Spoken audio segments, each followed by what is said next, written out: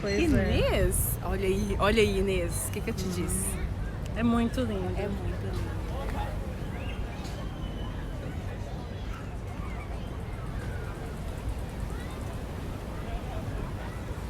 Inês, você gosta mesmo desse negócio, que você faz isso na maior facilidade, né? Eu amo. Muito bom. Aproveita cada minuto que o tempo não volta. O que volta é a vontade de voltar no tempo. Bora. Aproveita cada minuto que o tempo não volta. O que volta é a vontade de voltar no tempo. Aproveita cada minuto que o tempo não volta. O que volta é a vontade de voltar no tempo. Aproveita cada minuto. Bem-vindos a mais um inestimável vídeo. E me perguntaram, Inês, você só conta vantagens de morar em Nova York? O que você não gosta? Então, eu chamei aqui uma pessoa especial. Oi, gente, tudo bem? Meu nome é Fernanda, eu sou brasileira de Belo Horizonte, Minas Gerais. E eu chamei a Fernanda, ela conhece bastante essa área. Onde a gente tá aqui? Nova York é dividida em 5 regiões, né? Então nós estamos no Queens, no bairro Long Island City. E aqui a gente está em um pedacinho dessa região que fica de frente para Manhattan, que é outra parte de Nova York. E nós estamos divididos pelo East River.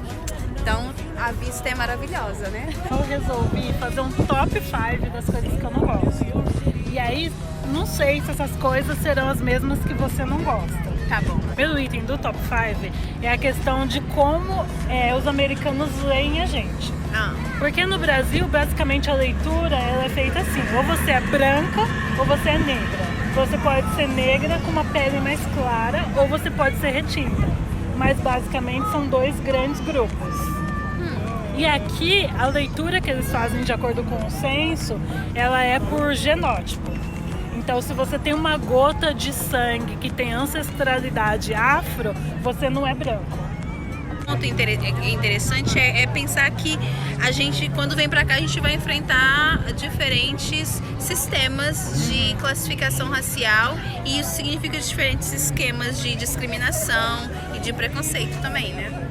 Exato. Muitas pessoas brancas que estão acostumadas com um padrão de vida no Brasil, quando elas chegam aqui, pelo fato de elas não serem lidas da mesma forma que elas são no Brasil, elas acabam ficando se sentindo desconfortável, passando por situações das quais ela não passaria no Brasil. O interessante disso é porque as pessoas vêm muitas vezes de uma condição de privilégio que elas desconheciam e tinham. Quando chega aqui e perde alguns privilégios que tem a ver com branquitude, a pessoa assusta. Por exemplo, ser chamado de latino, para muitas pessoas pode parecer algo fora delas. Eu não sou, o que eu sou é neto de italiano, não sei o quê, entende? Mas não. Existe aqui nos Estados Unidos, e para mim é uma categoria criada pelos Estados Unidos muitas vezes, no censo deles, e construiu essa discussão sobre os latinos, é que você vem da América Latina e nós fazemos parte dela, né? Como Brasil, América Central, América do Sul ali, e México, uma parte da América do Norte. Você é latino, né? Vem... Porque aqui ser latino virou mais importante do que ser de uma raça ou outra. Olha o censo brasileiro, que fácil! Você escolhe entre branco, preto, amarelo, pardo ou indígena. Mas no censo dos Estados Unidos, primeiro todo mundo tem que se declarar Spanish, Hispanic, Latino ou não. Claro que é um pouco confuso, porque obviamente brasileiro não é Spanish nem Hispanic, mas é latino. Ok, depois ainda tem que declarar uma raça, branco, negro ou afro-americano, índio ou nativo, que é indígena, e, nossa, um monte de escolhas para asiáticos, né? Detalhe, não chamem um asiático. E é a história. Particularmente, eu abraço a minha latinicidade, eu sou uma afro-latina. Então, eu tenho uma coisa pra te contar, Fernanda. Eu sou lida aqui como americana em muitas situações. E uma delas foi quando eu entrei aqui na migração. O policial já começou a me paquerar, o policial negro. E aí ele perguntou quanto tempo eu ia ficar aqui, aí eu falei o tempo que meu visto permitia. E então ele falou assim, mas só isso. Fica mais, vai ter bolo. Só faltou falar isso. E aí eu vi que são situações do qual do Brasil eu não passava. Sim. Eu acho que a gente vive num mundo onde o racismo é global, né? Então a gente não pode ser ingênuo de achar que o racismo não existe. Mas eu acho que existe um movimento muito diferente aqui, ainda um pouco melhor, que eu sinto, do que no Brasil, desse abraçar da beleza da mulher negra, eu acho. Então, e pegando um gancho aí, porque eu falo isso como talvez sendo uma desvantagem para quem tá vendo, pela questão do desconforto, e eu tenho uma amiga que ela é branca, e ela estava aqui em Nova York, e ela falou que ela ficou com um americano, e aí depois de um tempo ela encontrou um americano na rua e ele simplesmente mudou de lado. E aí ignorou. Quando ela me contou, eu fiz essa cara que você está fazendo mesmo. E eu, com muita empatia, conversei com ela. Falei assim, eu sinto muito pelo que aconteceu. E aí depois, em outro momento, eu expliquei... Também pela forma como a gente fala de racismo no Brasil ainda, né? Que eu acho que a discussão é muito superficial. Né? A questão é que existe um processo histórico, né, que desumaniza a mulher negra, que coloca a mulher negra como um sujeito que não é digno de ser amado. Então a mulher negra, historicamente, desde o período colonial, ela é objetificada, ela é ultrassexualizada. Essa miscigenação que a gente louva tanto, a gente não pode esquecer também que ela foi fruto de estupros dessas mulheres. Né? Então o que acontece? Historicamente a gente vem carregando esses estereótipos, essas imposições. E o homem negro, ele também é criado nessa sociedade, então ele também absorve esses valores dessa sociedade. E aí, ao mesmo tempo, a mulher branca que é colocada como a mulher bonita, o padrão de beleza, a mulher que merece ser amada. Então o homem negro também é criado nessa sociedade, ele internaliza isso muitas vezes como verdade, ele vai achar que o correto é estar com uma mulher branca. Porque estar com uma mulher branca dentro dessa concepção racista é estar com uma mulher que seja bonita, com uma mulher que seja respeitável, com uma mulher que vai te dar algum certo status. Então não tem nada a ver com impedir alguém de se relacionar. Isso não quer dizer que as pessoas não possam se amar, não é disso que a gente está falando. A gente não está falando do indivíduo, a gente está falando que existe uma estrutura, né, que coloca as mulheres negras nessa situação e faz com que as mulheres negras sejam preteridas historicamente e são. Né? Então tem uma pesquisa do IBGE que mostra que as mulheres negras são as que menos casam, por exemplo, que a gente chama de celibato definitivo. Né? Então quando você tem um grupo, um número tão grande que não casam, aí não é um problema individual, significa que a gente tem um problema estrutural. Né? Que o gosto, ele também é construído. O amor, ele não é simplesmente algo espontâneo que brota. Então, existe aquele sujeito que é construído para ser amado e aquele que é construído para não ser. E falei assim, esse tipo de situação que você passou, eu sinto muito, mas é uma situação que era corriqueira para quem é negro no Brasil. E aí que ela foi fazer o exercício de empatia, que ela nem sequer tinha imaginado isso. Então, na verdade, você acaba passando por situações das quais você acaba repensando o seu posicionamento social no Brasil. Então esse é o primeiro ponto, é como você é lido. Qual que é o nosso lugar de fala? Correto. Né? Então o lugar de fala nosso é esse. E aí, o segundo ponto é a saudade da família. Então isso é uma coisa que acontece com todo mundo. Acontece com todo mundo por diversos motivos. Muitas vezes a pessoa está aqui passando uma temporada como estudante internacional e não pode voltar porque é estudante de línguas. Muitas vezes a pessoa está como eu, que não posso voltar também por causa dos afazeres de trabalho e de estudo. Você não consegue férias, você não consegue... Mas a saudade é vontade de ir todo final de semana. Mas como ainda não viramos bilionários, não podemos. Questão de tempo. Com esse vídeo, eu sei que o Inestimável vai compartilhar esse vídeo para todo mundo. A gente vai conseguir monetizar esse canal. Então, em breve, a gente vai estar aí, né? Convertendo visualizações em milhas. E o terceiro ponto que ainda é um gancho da saudade, é a questão da culinária. Porque eu tenho inestimáveis que perguntam, Inês, mas você não come arroz e feijão aí, farinha e tal? E aí o que eu explico pra eles é que aqui a culinária ela não é baseada em alho, cebola e sal. O que eu percebo aqui, a culinária é baseada em pimenta. Então, assim, as casas normalmente não tem açúcar e não tem sal.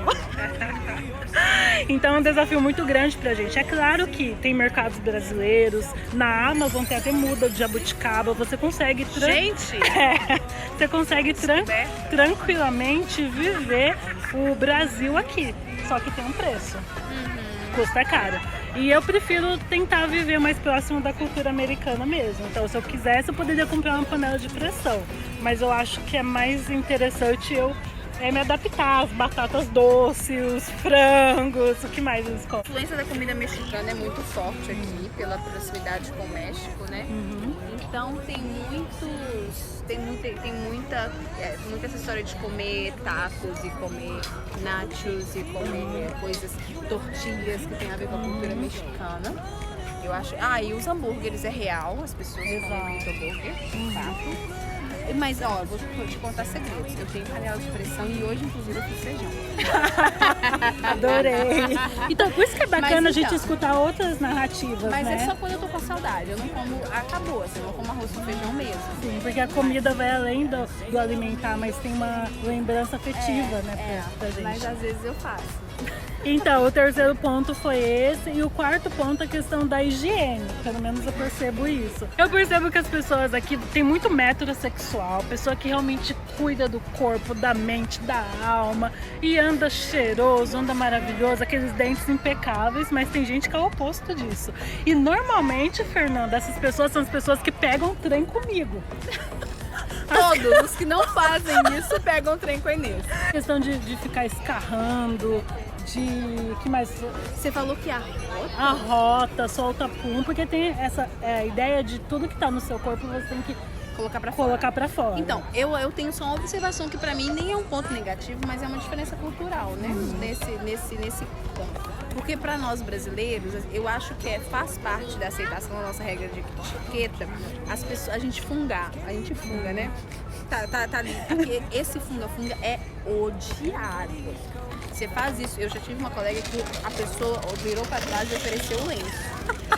E eles são assim, eles intervêm mesmo no que você tá fazendo. E vai te oferecer um lenço, porque você tem que colocar esse negócio pra fora. E desde criancinhas, as crianças aprendem que tem lá na mesa da professora, na sala de aula, uma caixa de lenço.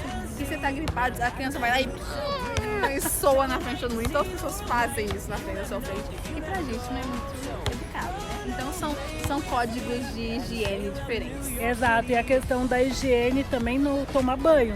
Que alguns têm o hábito de tomar diariamente, outros semanalmente, outros... Né? A gente falou de como você é lido, a gente falou da saudade, da alimentação e da higiene. E o último top 5, na verdade, é as estações aqui. O calor, eu tenho a impressão que é muito intenso. Mas muito intenso. Muito intenso, né? O frio é muito intenso, o calor é muito intenso. E eu tenho até um áudio da minha sobrinha que eu vou colocar, que ela descreve muito bem como são as estações aqui. Ah, entendi. Então, quando tá frio, é frio mesmo. Quando tá calor, é calor mesmo. Já foi o top 5, né? Mas o último de todos, bônus. Você é casada, né? Então seu lugar de fala é diferente do meu, que eu sou solteira. Uma das coisas que me incomoda aqui são os bofs. Porque assim, a gente vive numa sociedade, pelo menos aqui nos Estados Unidos, que o homem não precisa provar que a mulher é inferior para ele se sentir superior. É mais uma questão de igualdade de gêneros do que você tentar se impor ou ter um relacionamento abusivo em cima da pessoa para subjugá-la, deixar ela diminuída. E isso reflete nas leis do país. Por exemplo, em Nova York tem uma lei trabalhista onde a mulher não pode ganhar menos do que o homem se ela tem a mesma função. Então tem auditoria nas empresas para assegurar que esse direito seja garantido. Então o casamento aqui ele é um ato mais revolucionário, que é no sentido de que o homem é bem resolvido sozinho, ele poderia estar sozinho, a mulher também é bem resolvida sozinha. Só que eles, mesmo assim, eles querem ter um ato revolucionário que é estar junto. Mas isso é negativo. Então, isso se torna negativo porque conta. quando você vai Não espera molhar o bico. os encontros, o cara normalmente não tem pressa nenhuma. Então não beija assim no primeiro encontro. Eu já ouvi. A mensagem demora uma semana pra chegar. E aí é o tempo de Deus. Sabe aquele tempo de Deus que é diferente do nosso? E aí com isso, o cara... A gente não sabe se o cara tá afim, não tá afim, né? Então isso é um desabafo. Demora, né? Demora. Pra Demora. coisa E aí quando andar. finalmente Entendi. acontece um beijo, é aquele beijo de peixinho no aquário. Uma coisa assim, sem língua, sem sal, sem açúcar, o mesmo ponto da culinária. É muito interessante porque é um pouco diferente do tempo que a gente vê nos filmes hollywoodianos, né? Exatamente, porque o filme tem a duração. Tipo assim, e é muito doido porque essa lógica do filme causa uma influência fora dos Estados Unidos, fora do comum. Sim, porque a gente cria uma expectativa de que vai ser. As pessoas começam a fazer as coisas muito melhor. Eu tenho uma impressão que o filme e a televisão tem feito uma transformação na forma como as pessoas se paqueram, fazem um date ou acham que é normal ir pra relação sexual na primeira noite. E não é muito a realidade de quem quer relacionamento sério aqui, né? Exatamente. Mas se você assistir, por exemplo, How I Met Your Mother, que demora tantas temporadas pra... Mas não, demorou temporada pra serem, né? Ele ficou com muitas meninas naquela história toda. Assisti, e eu ainda recomendo, ótimo pra aprender inglês. Aprendi muito assistindo How I Met Your Mother com o áudio em inglês e a legenda em inglês, enfim. Eu sei que pra gente, que é negro, é um pouco difícil você assistir uma série que é predominantemente branca, os assuntos são outros, os temas são outros, mas se a gente consegue fazer esse distanciamento e assistir mesmo como entretenimento, pra aprender inglês, como a Fernanda disse, eu acho muito interessante. Então, gente, o ponto negativo é isso, é o tempo dos homens e o beijo dos americanos, que depois de tanta espera, não são um pouquinho. Aí você põe o gelo no copo, só tira aqui, ó, pra ensinar. Gente, é isso. A gente mostra Nova York de uma forma sem estereótipo, de uma forma que é o nosso ponto de vista de ver. Então comente aqui embaixo se além desse top 5 merece um outro vídeo falando de alguns outros pontos que a gente não citou aqui. Falar do metrô aqui é uma coisa, falar dos ratos. Tem muito assunto ainda, mas eu quero saber sua opinião. Deixa aqui embaixo, dá aquele like gostoso e uma mensagem pros inestimáveis, Fernanda. Ai, sonhem, brilhem, porque eu acho que essa história é acreditar que tudo já tá dando certo agora pra dar certo amanhã. Ah, inestimáveis, vamos lá pro Instagram que eu tô mostrando um monte de coisa bem legal nos stories. Um beijo e até a próxima. Fê, o que a gente fez de bom hoje? Nós jogamos capoeira! Vamos mostrar um pouquinho pra eles? Só um pouquinho, porque tô enferrujada. Bora!